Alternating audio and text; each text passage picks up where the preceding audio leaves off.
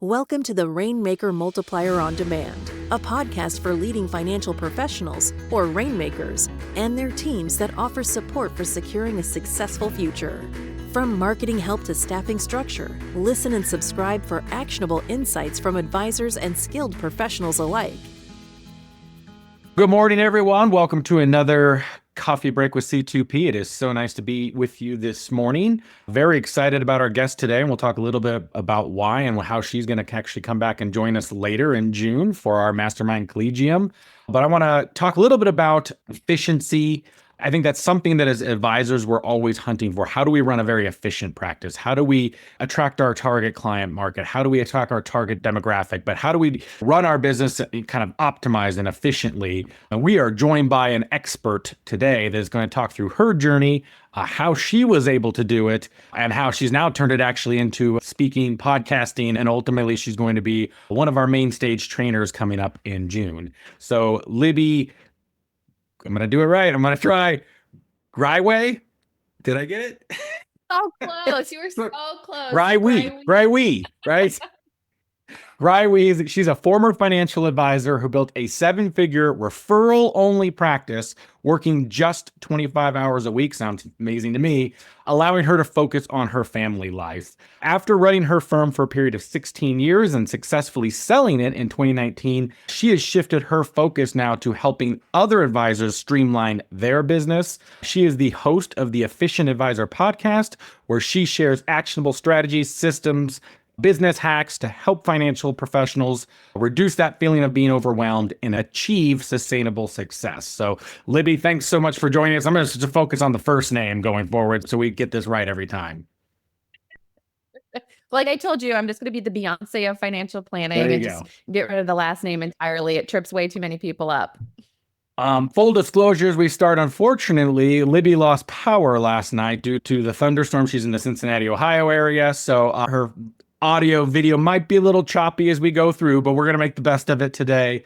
So let's start here. Libby, why don't you just give us an overview of your journey of running your firm, and then how are you able to build a business working only 25 hours a week when many of us work maybe double or triple that to do the same thing?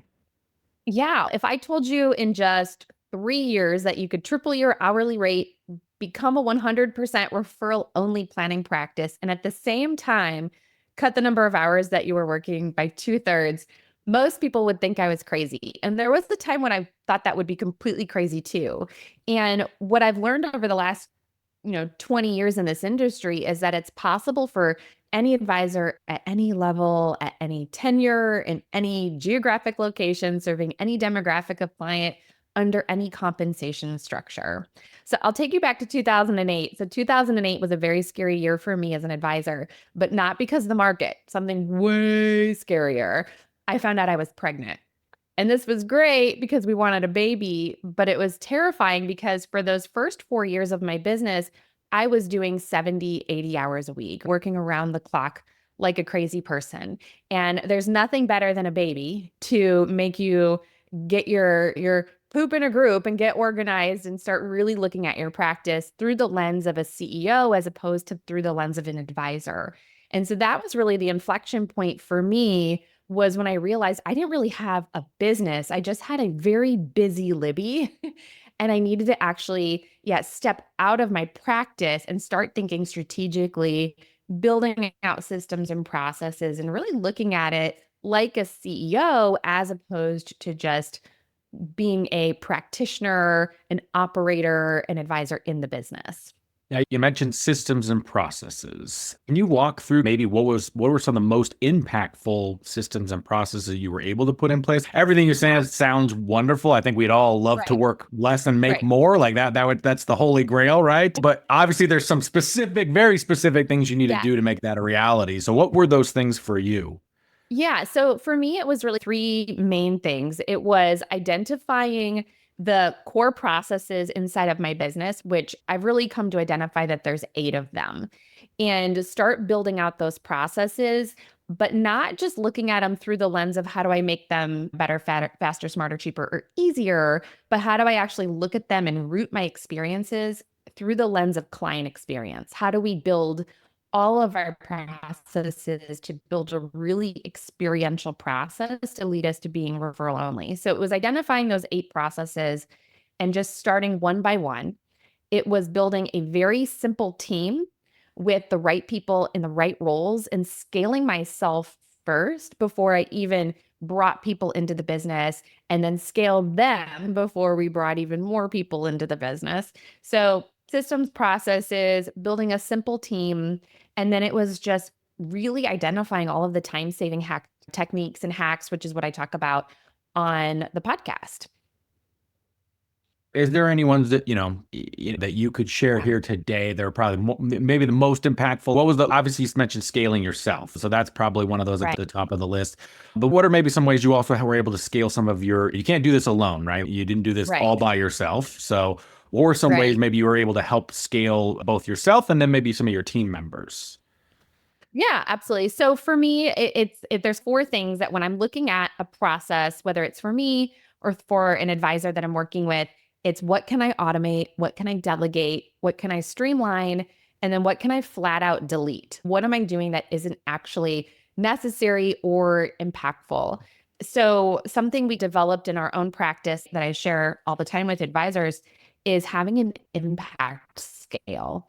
And looking at, and this can apply literally to anything. You can apply it to your client service model. You can apply it to your referral process. You can apply it to your leadership of your team and how you're spending your time, but really rating everything and getting brutally honest with yourself and saying, does that actually impact our clients? And so if I could share with any advisor, it would be identifying those processes and starting to get really serious about what is in my process. Does it really matter? Is there a way to do it better, faster, smarter, cheaper, or easier? And then what am I doing with my time? So I used to host, so when I was working for my broker dealer, advisors all over the country started getting wind of, okay, there's this woman who's in Ohio, not LA or East Coast or whatever, who's making $1 million working a couple days a week with a really small team. And so they started asking me to speak around the country. And that's when I found, oh my gosh, I just love sharing processes with people. Oh, I figured it out. And here, take it, go do your thing. So I'm a big believer in like giving the thing, which is why I'm always giving out templates and examples and samples. And we started hosting workshops. And I remember thinking like, oh my goodness, how can I take all of the processes that we're doing, and what if I have to pare that down to just 2 days, what can I actually share with people? And then I remember challenging myself, be like, what if I only had 1 day? What if I only had 1 hour? And if I only had an hour, if I could get every advisor or every entrepreneur, business owner, human in general, operating off of a model calendar. So it might be a model month, it might be a model week, it might be a model every other week. If I could get everybody working off of a model week where they have set designated times, time blocks, they're working within when their energy is high, they have dedicated team time, and having a set schedule that they're following. It's funny because when I started my practice, I was 22, 23. And I remember thinking like, oh, I'm an entrepreneur, and that means I can work till 2 a.m. and sleep till noon and all of these like crazy thoughts. And the more structured I got in my practice, like really the only way I was able to work 3 days a week is because the days that I was in the office were super structured. So the more structure I had, the more freedom I actually had. So for me, if I could do anything for anybody, it would be scaling yourself first and doing that through a model week, and actually then looking at the impact of the activities that we're doing and really deciding, are those activities impactful? Are they actually moving the needle forward? Or is it just that procrastination sort of masquerading as productivity? Yeah, I always think, and it's been something throughout my career, I've tried to constantly keep in the back of my mind. It was something I learned early too, like you, is activity does not equal results. Like, I think some people get so trapped in, I got to do this activity to get the results, but they lose sight of what the result is they're trying to go for. And are you achieving that result? And I think, that it's almost like you have that end in mind first. And it sounds like as you really laid it out, is you're also thinking of like time. What is the most impactful use of my time, right? Like, how do I get the most impact for hour spent, or like you said, day, week, whatever it is from a calendaring standpoint? Right. And am I building in time to do the things that actually matter? How much time am I spending on things that don't matter? And looking, like I said, at quality and impact. And when I was growing up in my broker dealer, it was, you have to have 15 appointments a week, and that was the number that was drilled into us. I don't need to have 15 appointments a week. I need to have 7 very good ones. Yeah. 7 really good appointments is so much more impactful than having 15 mediocre ones with non-ideal clients. So it's not always about the number, but it's more about the quality or the impact of the activities that we're doing. It's the whole Pareto principle. Yep. I'd like to switch gears a little bit. And again, if you have any questions, throw them in chat or raise your hand for Libby. We'd love to hear your questions. The other piece of obviously everything you just described about efficiency is incredible. The referral-only practice. I'd like to talk a little bit about how you were able to build a referral-only practice, because that's another element that is so critical to success. What role did like branding, messaging help? You were young starting in this business. Like, how did that help you attract your ideal clients? Maybe what are some tips that you could give advisors to brand and stand out from the crowd? Yeah, it's funny. So we do a group coaching program that lasts about 10 months long, and we spend the first 3 to 4 weeks doing branding work. And it's that work that every advisor hates. I call it the eye roll work, because it's like the stuff that we know we're supposed to do, but we really don't have time for that because we have so much other stuff that's so much more pressing and so much more important. And it's one of those exercises that when advisors go through it at the end, they're like, oh, I'm so glad we did that. Because you need to know, for me, your ideal client avatar. We need to know who it is that we're serving. What are the problems that they have? What fears do they have? How do they make their buying decisions, right? Because if we just are serving pre-retirees, our messaging is so diluted. If we can't enter the conversation that's already going on inside of our ideal clients' heads, it's hard to gain attention in this attention economy. So we need to be really dialed into what's the language that our clients are using and what is the problem that they have. And then we use that to build our processes. So we actually need to have our ideal client avatar's needs in mind, and then use our processes to better serve them. So for me, having an ideal client avatar, and then we build that out even further into an ideal client avatar story. So really understanding what does a day in the life of our ideal client look like, and then using that as the basis for a process, right? So if you work with corporate executives making $400,000 plus a year, and you have a 7-step financial planning process, it's probably too many steps for that ideal client, right? So how do we actually streamline and match our processes to our ideal client? And then having a very strong brand identity. So being able to differentiate ourselves. And it's not as hard as most advisors would think. I remember talking to an advisor client of mine, and she was seeing explosive growth. And I was like, okay, let's talk about where is that coming from? And she's like, we have this amazing financial planning process. And I'm like, okay, amazing. Tell me more. And she's okay. So basically we like do a discovery call. We do a goals discussion, we gather data, we analyze it, and we present recommendations. And I'm like, that sounds like every single financial planner on the face of the earth. And she's like, I know, the only difference is we've packaged it and we talk about it. And so when we can very clearly, I call it productizing your service, when we can very clearly talk about what it is that we do as a specific product, it's step 1, it's step 2, it's step 3, here's what's in scope, here's what's out of scope.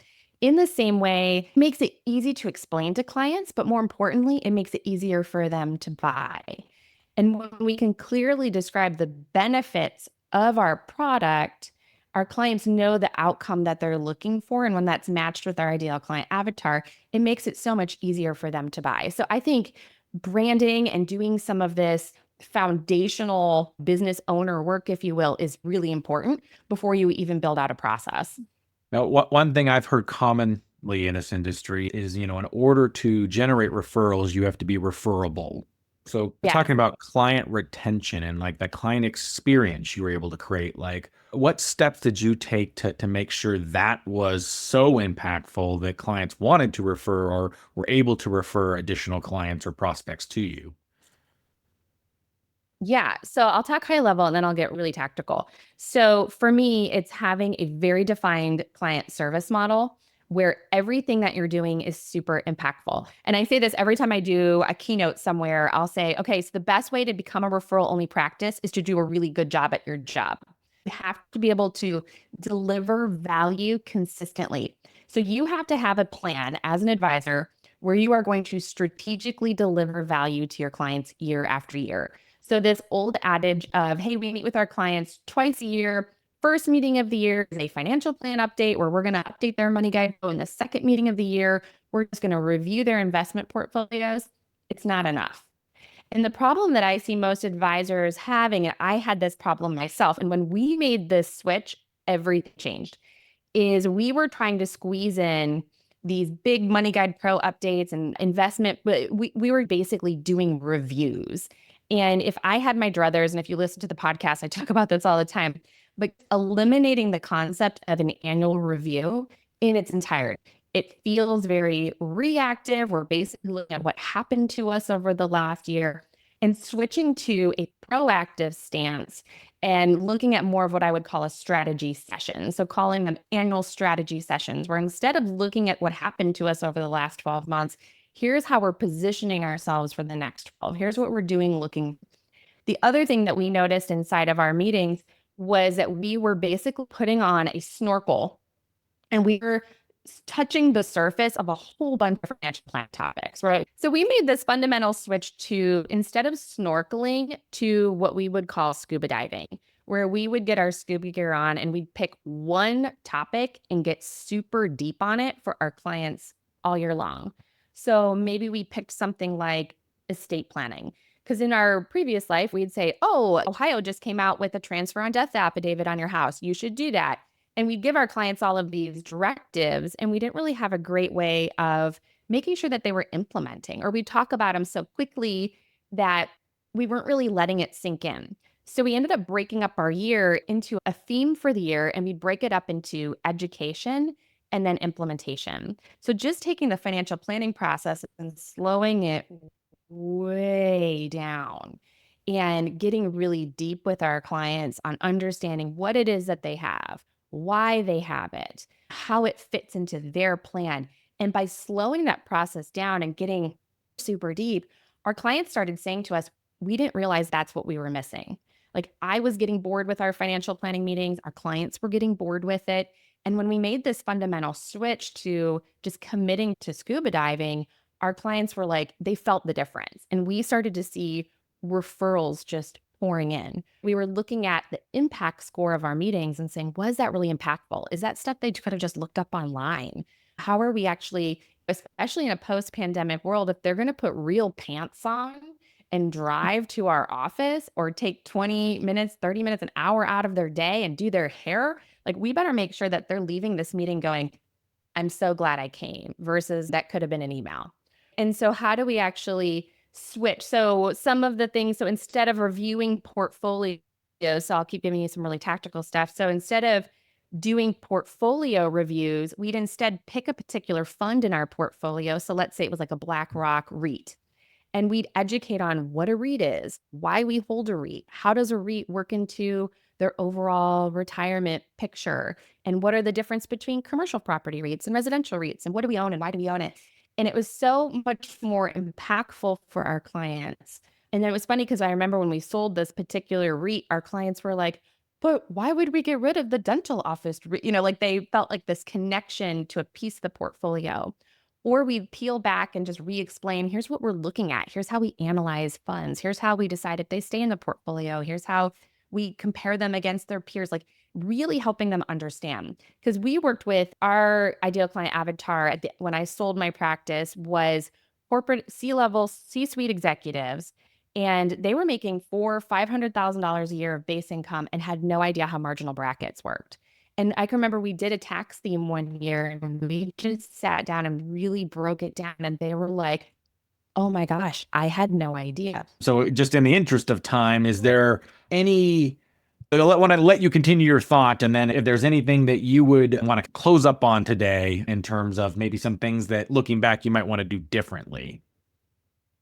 Yeah. So for me, I think really just paying special attention to everything that our clients are experiencing and building a process, thinking about what our clients are feeling, and then what do we want them to be feeling, and then using our processes to build build that invisible bridge. So I'll give you an example of what I mean by that. So when we're onboarding a client and let's say they're moving $2 million over and they're excited to work with us, we're excited to work with them. And we're like, oh my gosh, that's so great. What a good day. That's a huge sale for me. I'm just going to go hit the golf course, or I'm going to grab Bridgerton and hop in the tub and do some self-care because I did a really good day. And I'll have my team go get the paperwork started.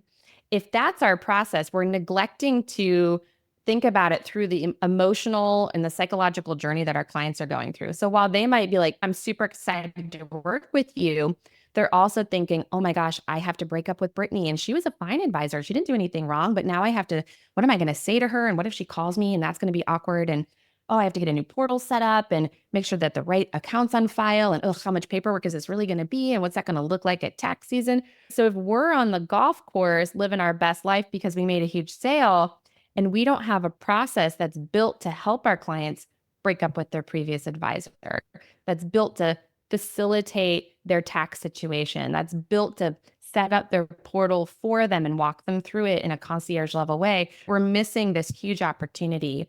And so that's what we're going to be talking about at the Mastermind Collegium, is how in the first 100 days to knock our clients' socks off so much to the point that they start referring us before we ever really even deliver a lot of value to them. And that's where we're going to focus, is how to drive more referrals within the first 100 days of that client relationship. No, that's fantastic. I think a lot of advisors neglect, like they think the sale is the end. And then we've talked about many times here at C2P and in the trainings we do, really that's just the beginning of the client journey, right? They just have agreed to hire you and move forward. And yet a lot of advisors will just neglect what that paperwork experience is, what those next steps are like. And like you said, I think there's a huge issue with like, how do I break up from a relationship I already have? Or what's going to change? It almost that, what did I just agree to? Feeling creeps in. Is there anything else you'd like to share? Again, we got about 3 minutes left, that maybe even teasing a little bit more of what you're going to talk about at the Mastermind Collegium. Yeah. So the Mastermind Collegium, we are going to build onboarding process and we are going to actually get stuff done. So we're going to work on some of what I would consider table stake pieces of your onboarding. And if you're thinking about onboarding just as paperwork, we're completely missing a huge opportunity. So we're going to look at it through the lens of client experience. You're going to walk away with things being actually completed so you can get back to your office and implement them, versus them just sitting there in what I call like the conference binder on your back desk going, oh, I'll get to that someday. We're going to actually get them done so that you can implement them in your business right away. And everything that we do is designed for an advisory team of any size. So solo to 12, of any budget. A lot of it is just these super small tweaks that you can start making immediately to have a massive impact on your client experience.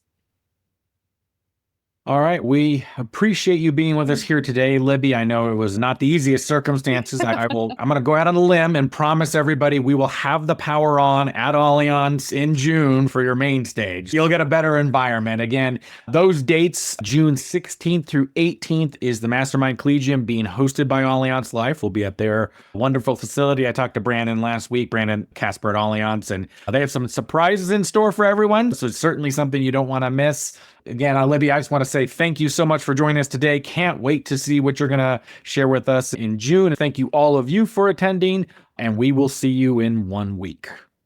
Thanks for tuning in. This podcast was brought to you by C2P, an organization whose purpose is to educate, train, grow, and support holistic financial advisors so families can achieve true prosperity. Never miss an episode by subscribing now to discover new resources and strategies. Visit c2penterprises.com to learn how we can help scale and secure your business. At the time of delivery and any subsequent publishing, information was deemed reliable, but is subject to change by the time of listening or viewing. The contents of this piece include options and projections of C2P, are subject to change, and are for informational purposes only. The information provided in this presentation is not intended to be individual investment, tax, or legal advice.